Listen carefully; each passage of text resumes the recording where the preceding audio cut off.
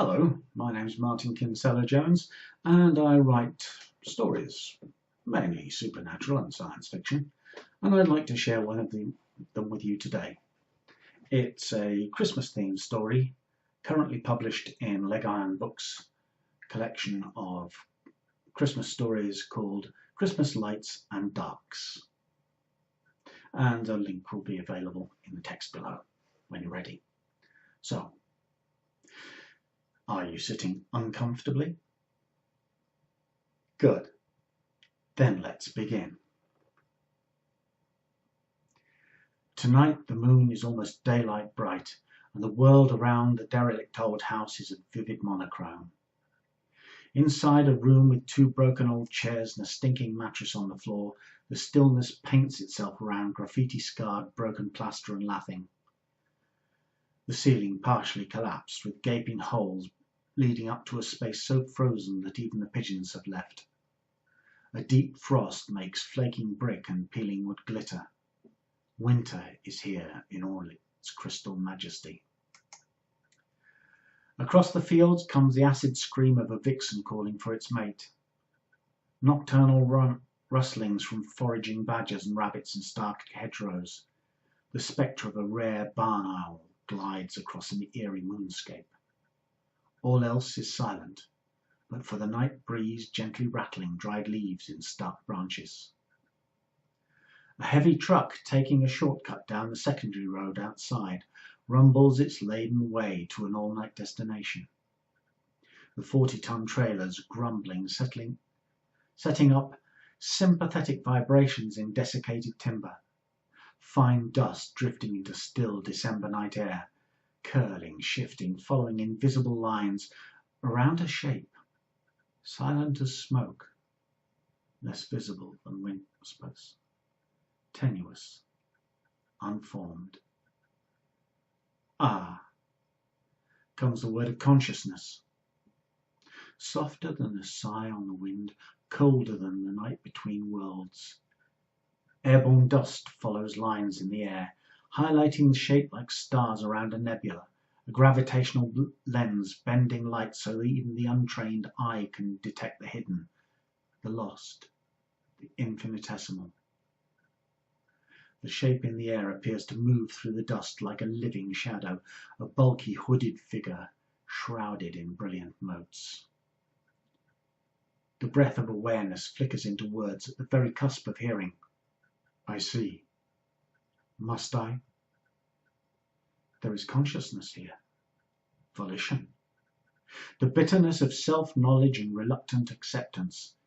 Even a deep, long-suffered anguish. The figure raises barely visible mittened hands in front of a deeply hooded face, examining them as if for the first time, turning them back and around. Yes, the duty. That which must be done tonight and at no other time. The obligation. The necessity. This spectral whisper carries centuries of pain, but asks the question of the moonlight air. For how much longer?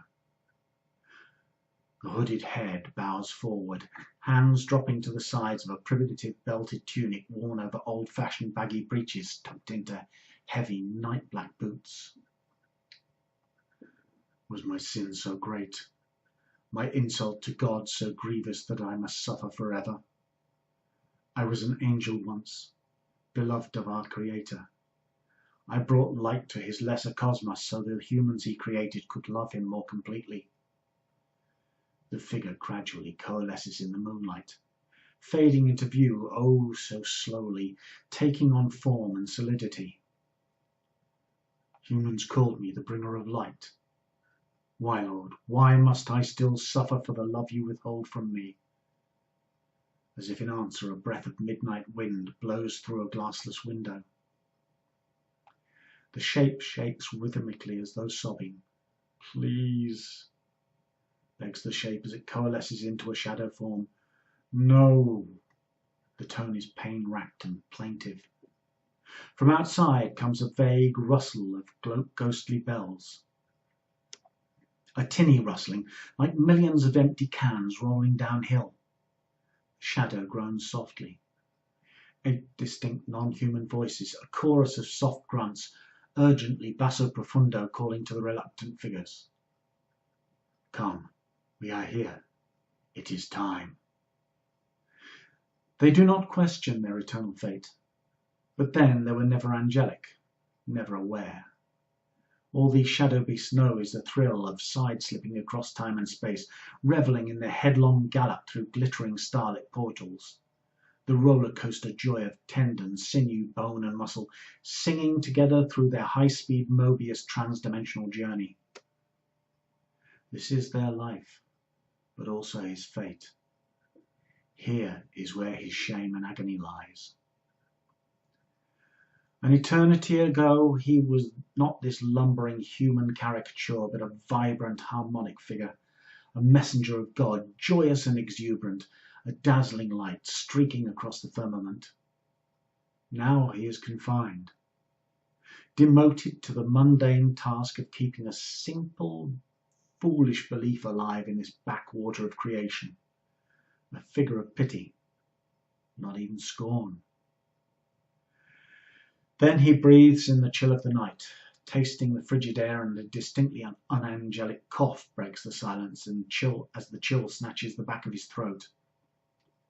At first it is the cough of an old man, a retching, tinny sound punctuating the shadow, taking on a lighter shade of grey in the brilliant moonlight. The shadow form flickers as he coughs again, each hacking cough a new step towards reality.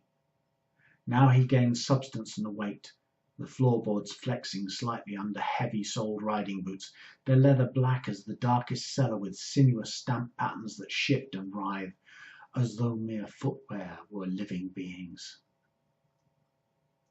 Now he sniffs deeply at the air again, and his snort is of something deeper, more animal, like the cough of a hunting grizzly.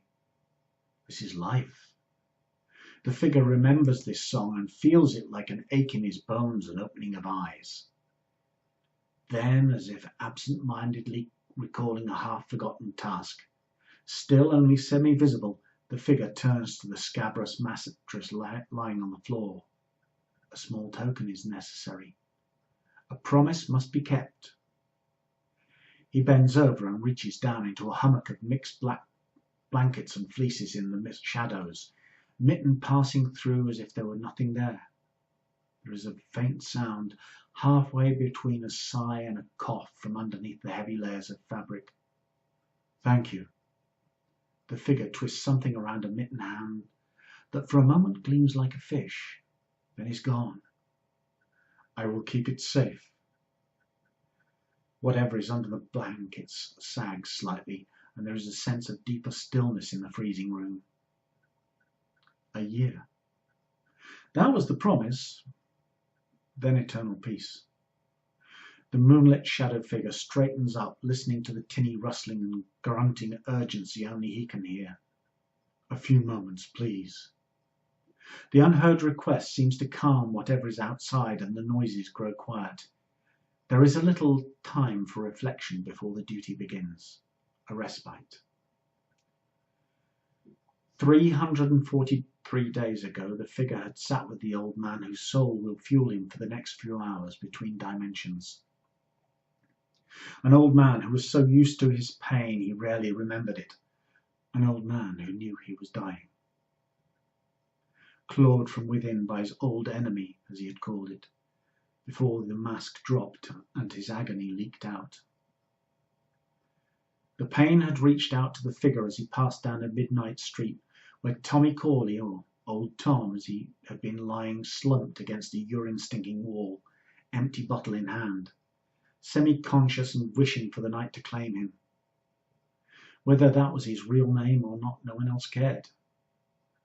Tommy's old name was back in his past, in the wreckage of a former life, before his fall from society, before the cancer had come to eat him alive, until a tall, stout figure in a belted tunic stands over him and says gently, "Hello, Christopher."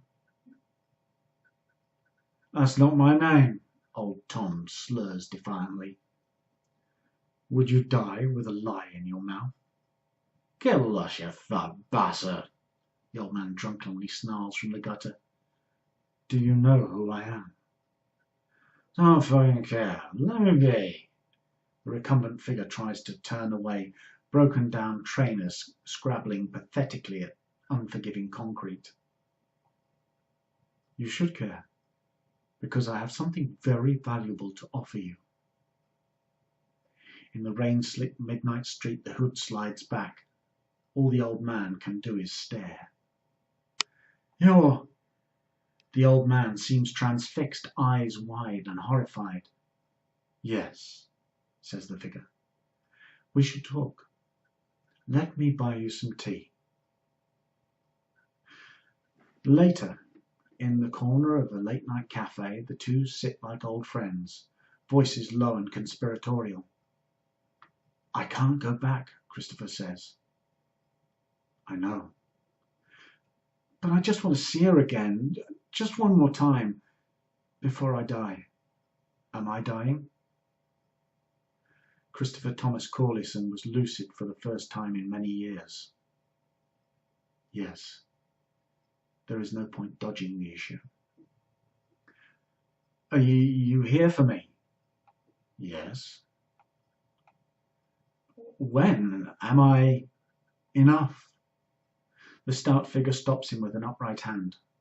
Not yet. I can give you a year, no more. What if I say no? The figure takes a thoughtful sip of tea. Then you die tonight, back in the street where I found you. Is that a threat? No. The figure seems amused. This is an offer of life, not death. You can do a lot in a year. He purses his lips thoughtfully. Lay ghosts, mend fences, turn corners, or at least help those in trouble turn the right ones. Christopher Thomas Corlison, veteran of Iraq, bankrupt, alcoholic, bad father, worse grandfather, stares at the chipped laminate tabletop. I'm not a good man, he says eventually. I know. I don't know if I deserve this chance. You do. She does. Thank you. The old man leans forward a little. Okay, what do I have to do? Only what I ask you. Nothing much. Nothing you can't do. For a year? For redemption? Yes. Not for me, for her, Christopher says, his eyes fierce. Agreed. And they very, very gravely shake hands. That was 12 days short of a year ago. Satan, fallen angel, now fully in mortal form, opened his gloves to examine the spinning crystal that had once been the life force of an old man in pain. When he had first seen this soul, it had been damaged, cracked and filthy, not even worthy of discard in some forgotten corner of hell. Now it gleams, truly worthy of cherishing. Thank you. Satan pushes back his deep red fur-lined hood to reveal an old man's face, smiling and white-bearded. In the moonlit shadows the soul sparkles and shines. Now you and I have a job to do, Satan says. He looks out of the abandoned room to the top of the stairwell. The grunts and tinny noises grow louder, more restive. Patience, I'm coming. He smiles at the soul and tucks the glittering thing in a leather purse at his waist. Pausing only to pull up his hood against the night, he walks down creaking stairs and examines the scene before him, reaching out to stroke a muzzle, pat a neck affectionately. Hello. Have you missed me? The 8 voices grunt with joy at their master's arrival. Satan takes his place and removes the soul from his purse, plugging it into a socket on the sleigh's dashboard. Are we ready? He checks the massive bags behind him and notes their bulk with satisfaction. The 8 voices grunt, heavy leather traces decked with fine gold and silver ornaments straining and jingling. Very well. Satan picks up a small whip and cracks it with a satisfying snap. Up Dasher, up Prancer, up Dancer and Vixen, up Comet and Cupid, up Donner and Blitzen. With this command, powered by a single glittering redeemed soul, Satan's sleigh rose into the brilliant midnight of Christmas Eve. The end.